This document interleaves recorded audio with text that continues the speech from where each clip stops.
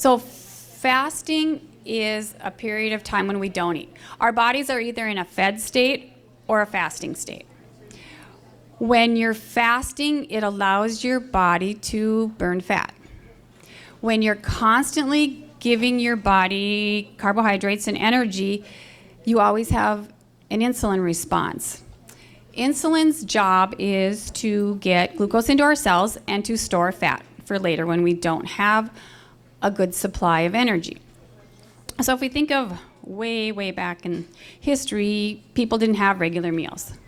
Like now we have meals, we have snacks. I mean, sometimes we can be eating all day long. And if we're always in that fed state and never in the fasting state, we're not equaling things out, so we're going to gain weight. Another way that fasting is very beneficial is for people with diabetes, type 2 diabetes, and even type 1 it can be used, or those who are pre-diabetic and have insulin resistance. There are many different ways to do fasting.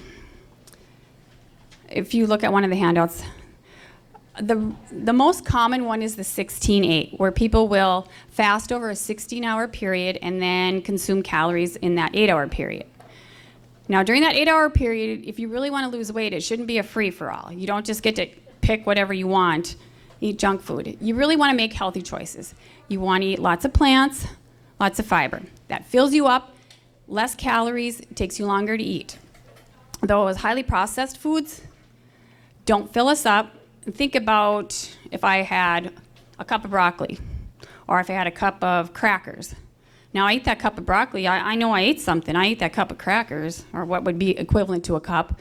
I don't really feel like I ate anything, but I got way more calories and no fiber. So that's why making those healthy choices when you are in the feeding state will help you to lose weight. Some people will make their feeding window a little shorter, maybe 6 hours, 4 hours, or there's just the one meal a day. So basically you're fasting for 23 hours and then eating maybe over that 1 hour or that half hour. Another fast that came out was the 5 and 2. I think this one started in Great Britain. So you eat normally like 3 meals a day over 5 days, and then 2 days you eat no calories or up to 500 calories. And of course, when you're doing your 500 calories, you want to kind of keep it lower glycemic foods, so not highly processed foods, and lots of plants, fruits and vegetables, and whole grains, those kinds of things. Most people will go like 2 days of eating and then maybe a fast day, and then 3 days and a fast, So you're not doing your 2 fast days together, unless you really wanted to. With people who have really persistent insulin resistance or type 2 diabetes, then we can go into a longer fast, where maybe you do a 36-hour fast. So you eat breakfast, lunch, and dinner, then you fast the whole next day, and then the following day it's breakfast, lunch, and dinner again. And you want to make sure you get plenty of fluids. There are also people who will do 2-day fast, 48 hours, or 3 days, 72 hours. And a lot of cultures have different fastings for spiritual reasons or religious reasons. And this isn't specifically what we're doing with this fasting. This is to get the insulin resistance to go down and to lose weight. If you're going to do a really longer fast, extended fast, you probably should check with your doctor just to make sure it's okay for you to do that if you're a person with diabetes and you're taking diabetes medications. When you are fasting and you take diabetes medications, if you're taking a medication that can artificially lower your blood sugars, so a long-acting insulin, which is going to kick in whether you eat or not, or a medication like glipizide, which is going to kick in whether you eat or not, you can't fast when you're taking those medications. So if you are taking those medications and you want to fast, you need to see your doctor and work out a plan, because we don't want anybody to get low blood sugars. Now, if you're taking mealtime insulin or fast-acting insulin, you just wouldn't take it when you don't eat. And so that wouldn't be a problem. All right, if fasting is new for you and you've been eating like 3 meals a day, a couple snacks, so constantly eating throughout the day, and not eating a lot of fruits and vegetables, fiber, things like that, it might be a big shock to your body. And there are side effects that can happen when you switch your body from glucose, quick, easy fuel, to fat burning. One way to avoid some of these is to actually maybe go low carb for a little while first to kind of adjust your body to having less of those quick, easy carbs. The other thing is, if you look on one of these sheets, there's some ideas, things to do. Things with a little bit of sodium, because when you're fasting, you can get dehydrated, and that's because as your body's burning that fat, it takes water. So you could get dehydrated. You could get nauseous. You could get the diarrhea. Those are all symptoms that can happen with fasting. So having something with some sodium, like a chicken broth, or even I think one of these sheets says some pickle juice, something that has sodium, because sodium is going to help your body to hang on to the water so you won't get dehydrated. And I think it also suggests that if you do get nauseous where you're throwing up, then it might be something that your body's not quite ready to do yet. I got into doTERRA and essential oils probably about 1.5 years ago. A friend, a former colleague of mine, contacted me via a message and said, "Hey, Joan, do you want to give these a try?" And I ignored her. And so then about 3 months later, she sent me another message and she said, "Hey, Joan, we're having a sampling event. Do you want to give these a try?" And I thought, oh yeah, what the hell, you know? So she sent me these samples and I did an online class and I learned what they can do. I learned that they're all natural and I was hooked. But the reason I was really hooked was because I suffer from migraines. And I suffer from migraines so bad sometimes that I'm nauseous, and I've had to go to the ER for migraine cocktails. And then my son also suffers from migraines. So neither of us could take the oral medication that they give you at the clinic because of the side effects. He would not take them because his jaw would hurt, and you just get side effects from medication. So he wouldn't take them, and I was frustrated with him because he was missing a lot of time out of school. So I got the oils and I tried a couple different ones. The first one was peppermint for our headaches, and for me, I got instant relief. Then I learned of one called past tense and applied that on the back of my neck, and I had really good results with it. And then I learned about frankincense, and you take frankincense, you put a drop of it on your finger or on your thumb, and you apply it to the roof of your mouth. And that really does us a lot of good for our migraines. So one morning I was going to take my 2 boys to school because Wayne was home with a migraine. I said, "Will you try this?" And he said yes. So I took the past tense, I put it on the back of his neck, and usually when he's home with a migraine, he's home in bed, in dark, all day. And I thought I was going to have to take him. It was so bad, I thought I was going to have to take him for a cocktail. And I called him after I got to him home, and a half hour later, and he said, "Mom," he said, "it's working. My migraine is going away."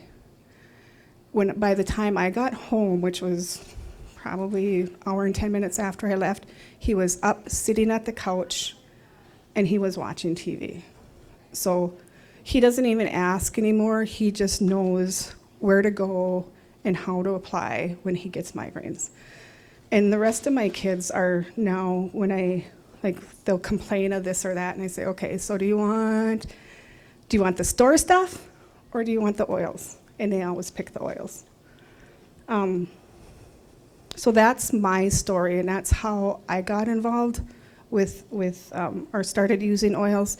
And then I just love them so much, I feel that I need to share about them and help other people. So just quickly about doTERRA. doTERRA is an essential oil company. It's based out of Utah, and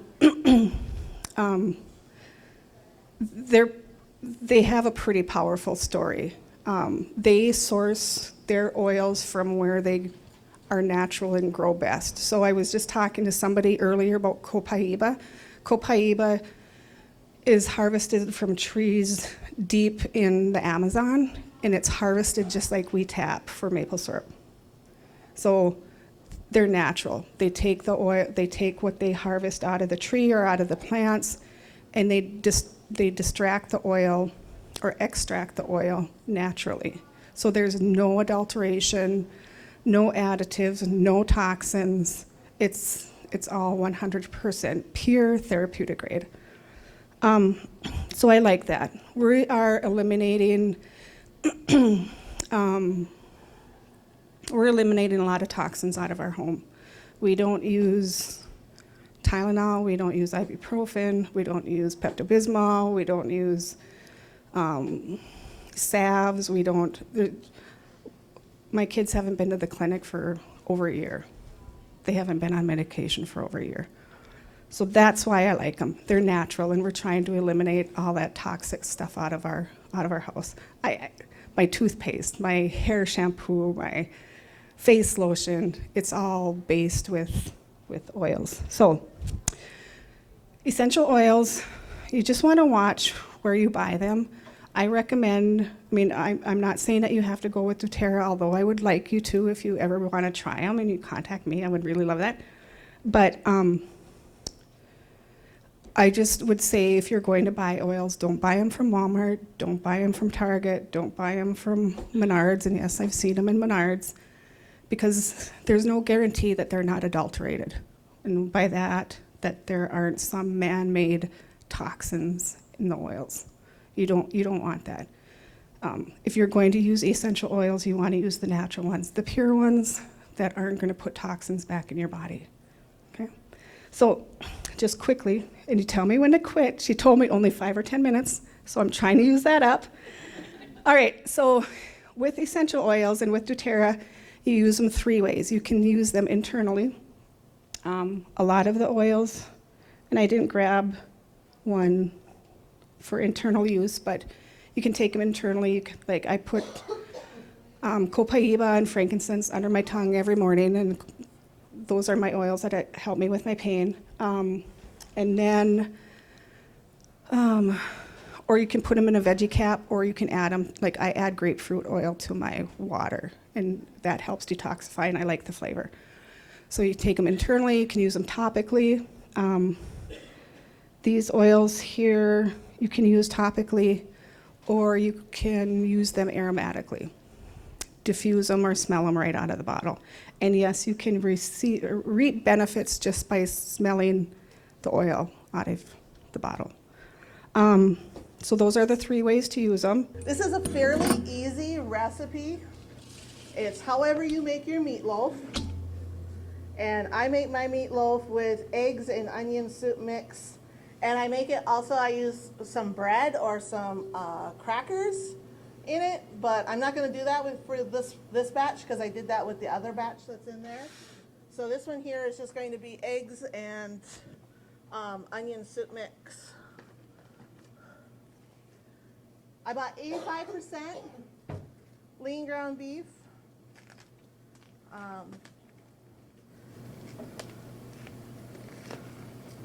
I don't like that other stuff. It's too dry. What is that, 95% or something like that? I just think that's way too dry. So, so this is roughly like 7 pounds of hamburger. And then I'm going to add 6 eggs.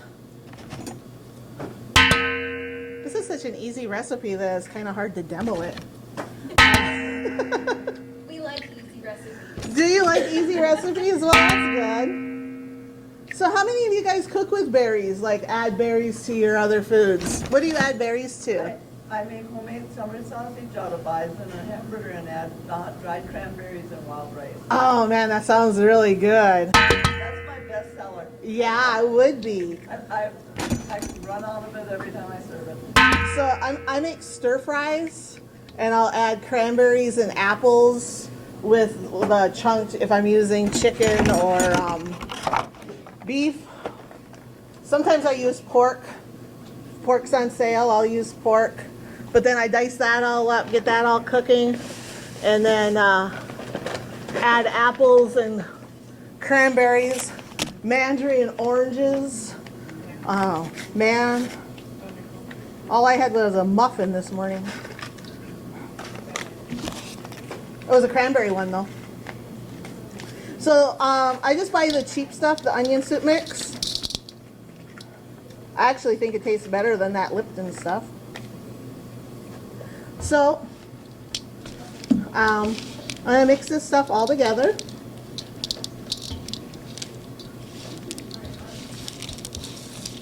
Stop. Oh, here. Don't get quite so carried away mixing.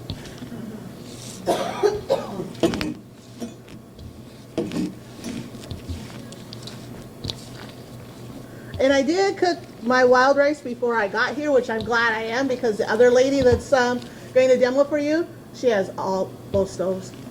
She took them all. It smells really good though, right? Yeah, and it looks really good. She's making you some kind of a soup.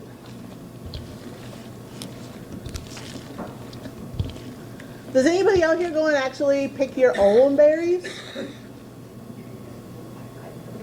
Wow, not very many of you. My sister, can I have your help over here? I take the oil in my pocket because that's all I smell. I just need the pans brought out. I forgot to do that.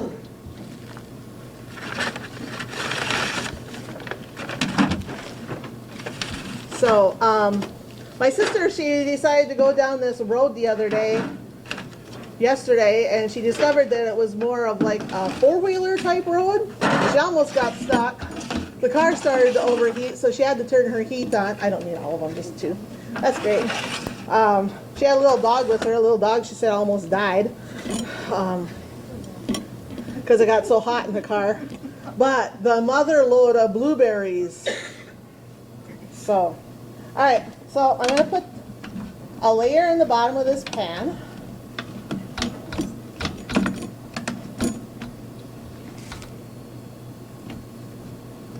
I'm going to put about 1/4 of it in the bottom. If you're making this at home for just your family of 4 or 6, you would only use 1 package of hamburger. But I was told that there was going to be like 200 to 300 people here. So I bought... They come. Yeah, I bought 15 pounds of hamburger for this event.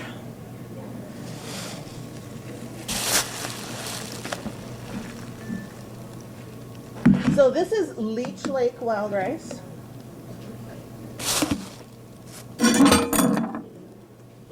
I know you guys got some really good wild rice over here, but my friend Calvin Moose, anybody know Calvin? I don't think he went out ricing this year because I didn't get any from him. You guys' rice over here has a nuttier taste than this rice. So if you wanted to, you could actually add some nuts to this too. Almonds would be good. So I'm going to put some wild rice on there. If anybody wants to come up, don't be shy. Come up and take a look, see what it looks like.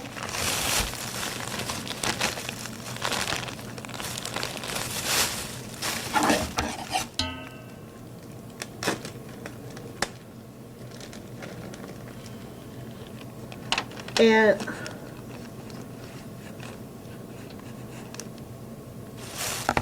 you want to drain the juice off of this. You don't want all that juice in your hamburger mix. It'll get too soppy on you.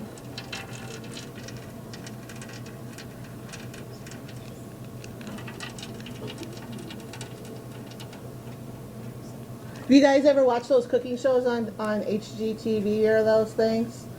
I do not have all that cooking stuff to work with at home. I use what I have. My mom grew up in the Depression, and she said, all you need is like 1 spoon, 1 bowl. It's like, okay, Mom. But that's what she taught me, so that's what I do.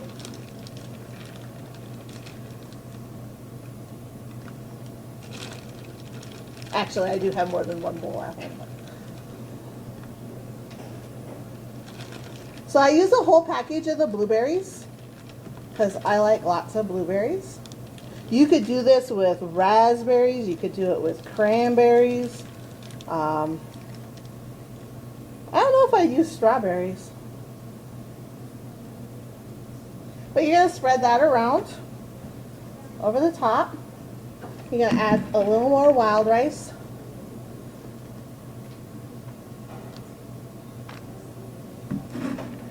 We had a cook-off. My sister was putting on events like two years ago or so. She was putting on these different events over in Leech Lake, and one of them was cook-offs. This was award-winning, so I took first place. Nobody knew whose dish it was either.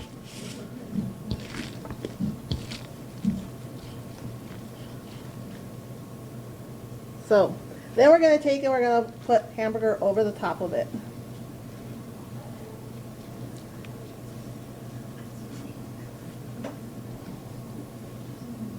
This is easier to do if you have a fork, but I couldn't find one back there, so I didn't.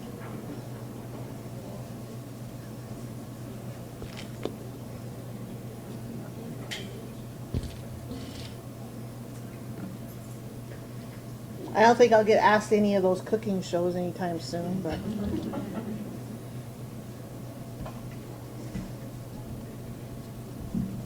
And that's it.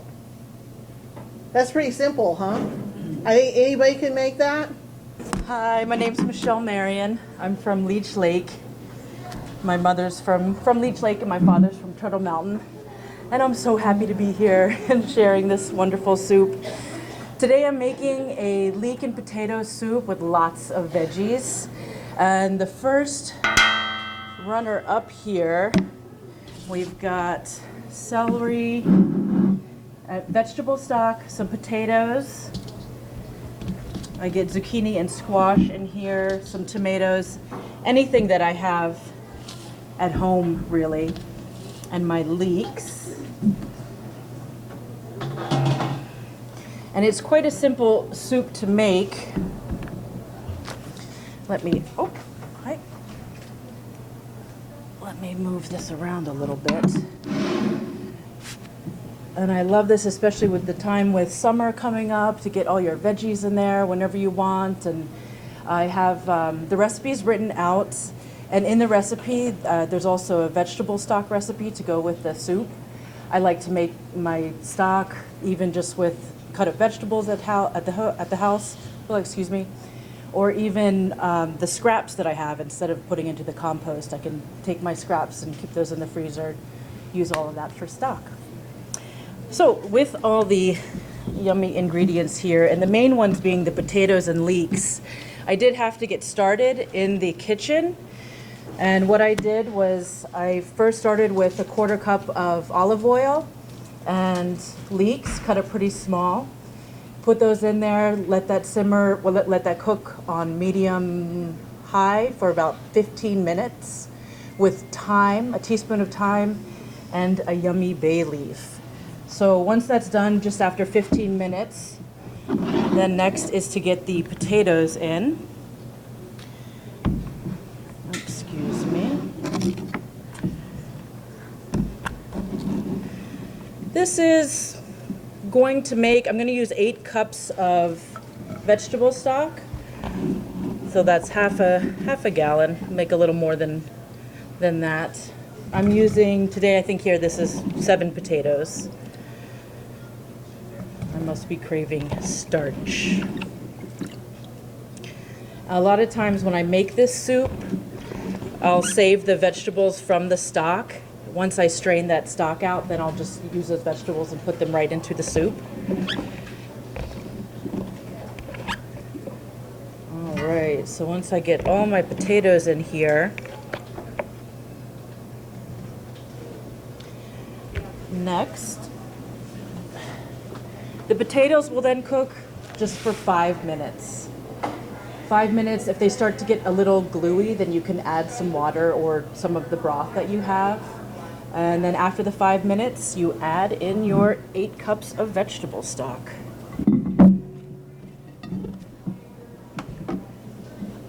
And this is from a pre-made stock I just made yesterday.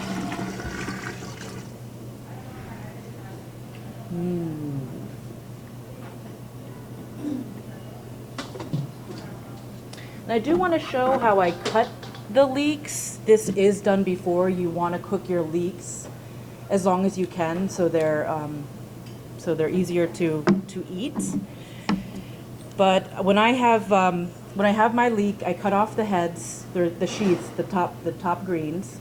I cut those off, and I use those for the vegetable stock. And then of the leek that I use is mostly all of the white part. And I cut it. I did this already to wash it back there, but I cut from the center down to open it up and then clean it out really well. Tends to be quite a bit of dirt in there. So once that gets cleaned, just slice down the middle, make slices the long ways, and then I cut these pretty small.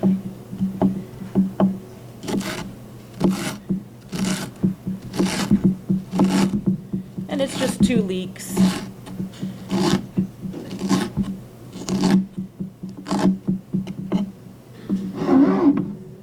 And again, these would be cooked before. That's the first thing to do. Cook the leeks with olive oil, thyme, and a bay leaf. So, and then while that's cooking, if I didn't have the vegetable remains from my stock, then I would just add the vegetables, anything that I want to put in there. I do get excited at this time just to make soups different each time. Adding in whatever you want. I've got a little compost bag here.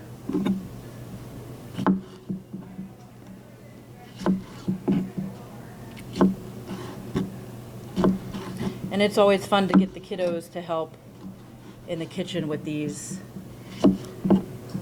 There we go.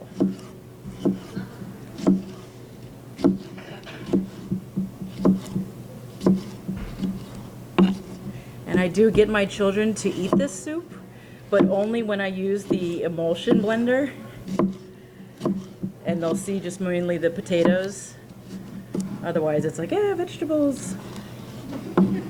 Although they eat a lot of vegetables, but seeing a whole bunch of them, they pull some faces.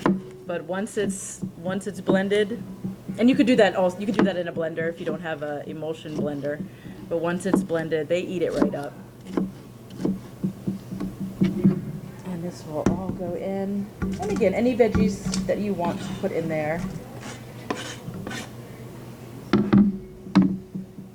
Just the green pepper. On the ride over here, I just wanted to pull over and eat some soup. It smelled so good in the van.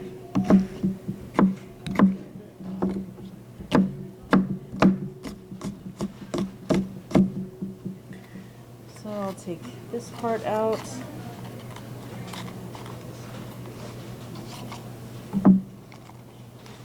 Just come right out of there. We'll knock the seeds off.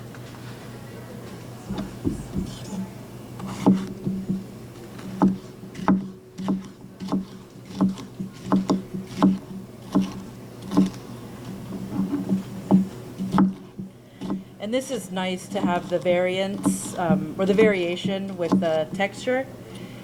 When I use the vegetables from the stock, then they're mushy. They get blended in pretty well. And when I want a more like crunchy kind of soup, then I'll cook it this way.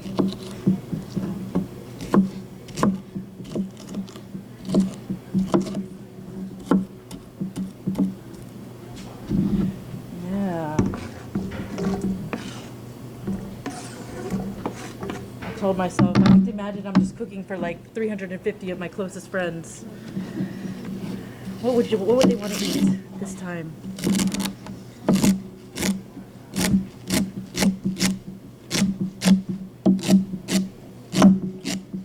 Two celery stalks, and this too. I just, we always make our food however we like to taste.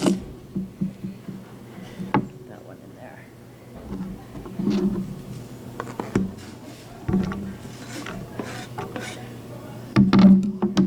And some zucchini and squash. I love your knife. It's not mine, sadly. I love it too. I got knives like that. Oh, right on. Just watch your fingers. Yep. That was a HOWAH prize. That's all. Get the HOWAH prize. That's it. No, I got, it was, I got glass. So I got, I think we're the bingo prize. really? Oh, nice. Yeah, there were a lot of good bingo winners and good prizes going on. This is such a great event. You never can have enough. Yep. Very true.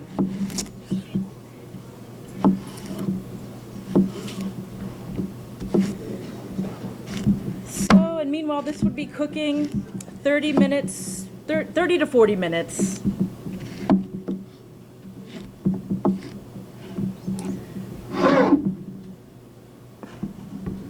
I don't keep the top on. I just let it cook. Maybe let it cook down a little bit. And that is all.